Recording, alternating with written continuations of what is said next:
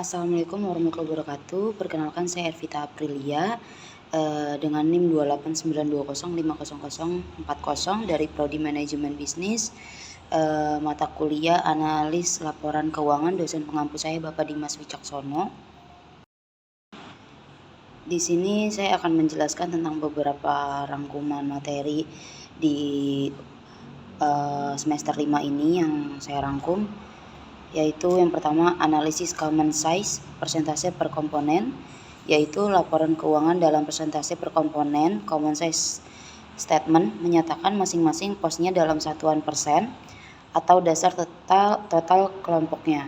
Suatu neraca yang disusun per komponen atau kita sebut common size statement dapat memberikan informasi sebagai berikut. Komposisi investasi aktiva. Suatu perusahaan dapat memberikan gambaran tentang komposisi relatif aktiva lancar terhadap aktiva tak lancar.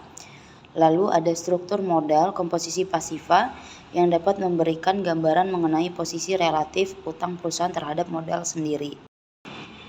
Analisis common size persentase per komponen, yaitu jika neraca dalam persentase per komponen ini disusun secara komparatif, dapat memberikan informasi mengenai perubahan komposisi, baik komposisi investasi maupun struktur modal.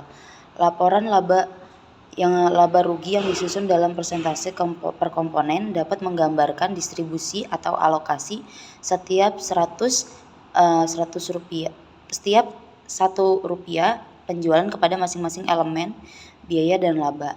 Sementara apabila disusun secara komparatif dapat menggambarkan perubahan distribusi tersebut. Di slide selanjutnya di sini ada salah satu contoh sederhana ya teman-teman dari PT Bagas Perkasa Jaya. Neraca komparatifnya per 31 Desember 2009 dan 2010. Di kolom tersebut satuannya dalam ribuan rupiah. Di kolom tersebut ada neraca, ada tanggal 31 Desember, tanggal, tahun, dan common size. Presentasinya ya teman-teman ada kas, piutang dagang, persediaan tanah, gedung, mesin, akumulasi, depresiasi, total aktiva, utang lancar, utang jangka panjang, modal dan total utang dan modal. Bisa dibedah di sini ya teman-teman. Nah, contoh sederhananya dari laporan laba rugi komparatif dari si PT Bagas Perkasa Jaya ini. Laba ruginya bisa dilihat dari penghasilan HPP, laba kotor, biaya pemasaran, biaya admin, biaya bunga, laba sebelum pajak, pajak 15% dan laba bersih di tahun 2009 dan 2010, dan kita lihat presentasi di common size 2009 dan 2010. Cara perhitungan persentase per komponen, pos-pos neraca dikategorikan menjadi dua, yaitu aktiva dan pasiva.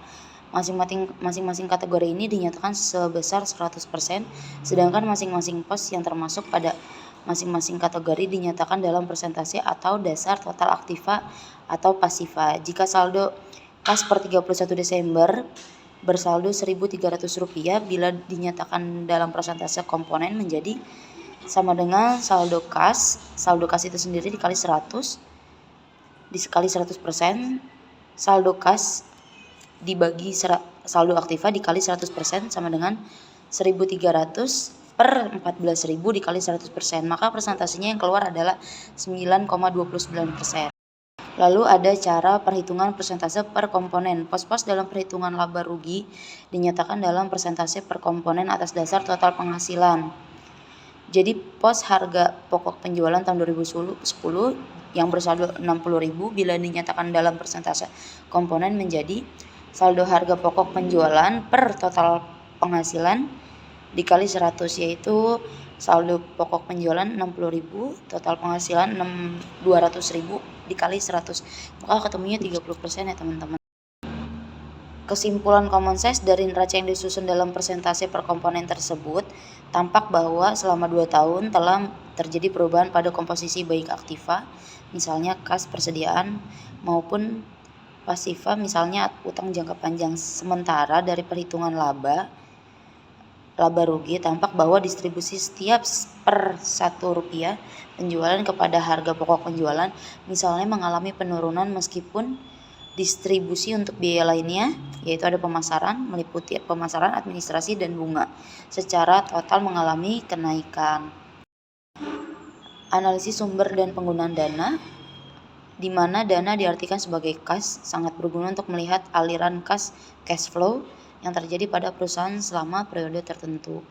Dalam menggunakan teknik ini, pengelolaan perusahaan akan memperoleh informasi mengenai sebab-sebab terjadinya surplus atau defisit kas selama periode tertentu, sehingga dapat digunakan sebagai dasar pengambilan keputusan tentang kas.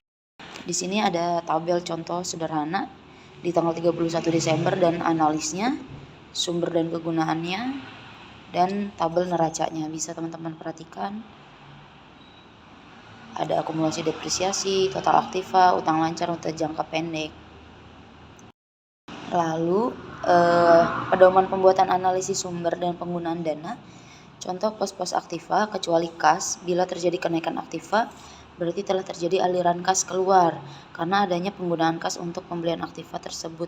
Sebaliknya, bila terjadi penurunan berarti terjadi aliran kas masuk berasal dari penjualan aktiva tersebut. Untuk pos-pos hutang dan modal berlaku aturan sebaliknya. Bila terjadi kenaikan utang atau modal berarti telah terjadi aliran kas masuk karena adanya penerimaan kas dari penerbitan utang atau setoran modal.